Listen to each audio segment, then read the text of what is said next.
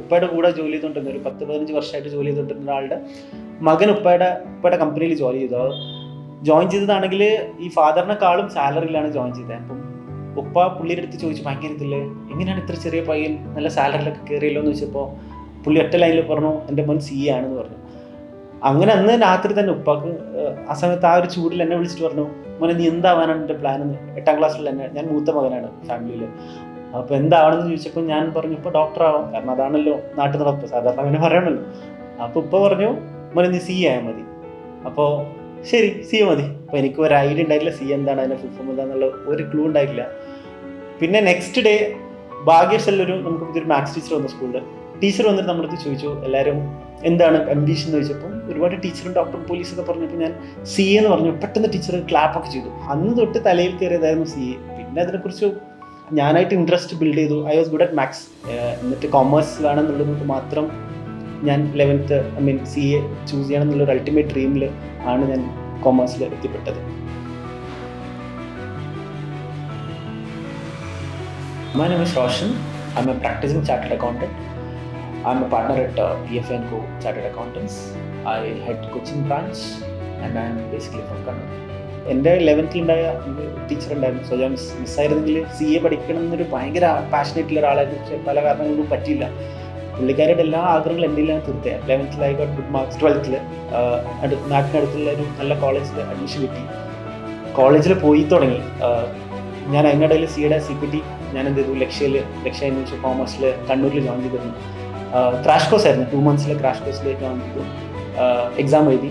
അപ്പോഴത്തേക്കും ഞാൻ കോളേജിൽ പോയിട്ട് കോളേജൊക്കെ ആയിട്ട് കംഫർട്ടബിൾ ആയി. അപ്പോഴാണ് എനിക്ക് CA ഫൗണ്ടേഷൻ റിസൾട്ട് വന്നത്. ഫൗണ്ടേഷൻ റിസൾട്ട് വന്നപ്പോൾ പാസ്സായി. പക്ഷേ it was like hard decision. College drop ചെയ്യണം. കോളേജിലാണെങ്കിലും ഒന്ന് സുഖം പിടിച്ച് വരുമായിരുന്നു. പിന്നെ ഞാൻ ശരി കോളേജ് മതി എന്നിങ്ങനെ ചെറിയൊരു കുറച്ചുകൂടെ ഒരു ഇത് ഫീലിംഗ് നിൽക്കുമ്പോഴാണ് ഇതേ എൻ്റെ 11th ടീച്ചർ വീട്ടിലോട്ട് വന്നു, എന്നെ തല്ലി ഓടിച്ചു. അങ്ങനെയാണ് എൻ്റെ ഒഫീഷ്യലി CA ജേർണി സ്റ്റാർട്ട് ചെയ്യുന്നത്. അതിനുശേഷം ഞാൻ ഇൻ്റർമീഡിയറ്റ് എഴുതി. ഫസ്റ്റ് ടൈമിൽ തന്നെ ബോത്ത് ഗ്രൂപ്പ്സ് പാസ്സായി. പിന്നെ ഞാൻ എൻ്റെ ആർട്ടിഫിഷ്യൽ ബാംഗ്ലൂർ ആയിരുന്നു. അതിനുശേഷം ഫൈനൽ എക്സാം എഴുതണമെന്ന് വേണ്ടിയിട്ട് ഞാൻ എന്ത് ചെയ്തു, കൊച്ചിയിലോട്ട് ലക്ഷ്യയിൽ ജോയിൻ ചെയ്തു. Then I attended final exams. Then I cleared it. I was 21.5 when I cleared my CA. Then I went to Chennai for campus placement. Chartered Accountants അവിടെ campus placement പ്രൊവൈഡ് ചെയ്യും. അങ്ങനെ ഒരുപാട് വലിയ കമ്പനീസ് MNCs ഒക്കെ അന്ന് campus placement ഉണ്ടായിരുന്നു. I wanted to get into an investment banking sector.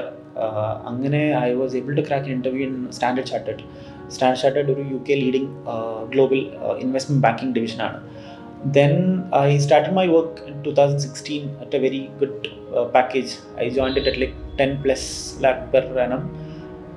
I worked for like 2.5 years in Bangalore. 2.5 വർഷം product control ആയിരുന്നു. Then I thought I'll move and start something my own. അങ്ങനെയാണ് 2018 നമ്മൾ PFA CO start ചെയ്തത്. Then I joined full time on 2018 December. ഞാൻ കൊച്ചിയിലോട്ട് വന്നു. കൊച്ചിയിൽ നമ്മളൊരു office എടുത്തു. Then we started our firm.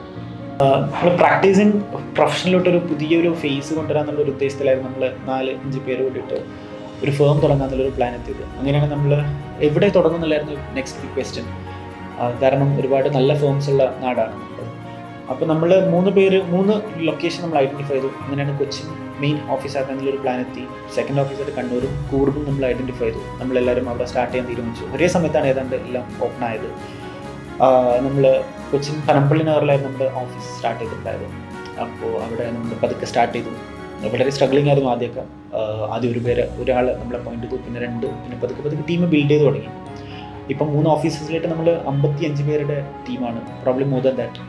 നമ്മൾ പല മേഖലയിൽ നമ്മൾ സർവീസസ് നല്ല രീതിയിൽ പ്രൊവൈഡ് ചെയ്യുന്നുണ്ട്. Technically audit sector, tax management and all these things, plus CFO services, investment advisory, അങ്ങനെയുള്ള ഒരുപാട് മേഖലയിൽ നമ്മൾ വളരെ നല്ല രീതിയിൽ ഫോക്കസ് ചെയ്തിട്ട് ഇപ്പോൾ ഫേം വർക്ക് ചെയ്യുന്നുണ്ട്.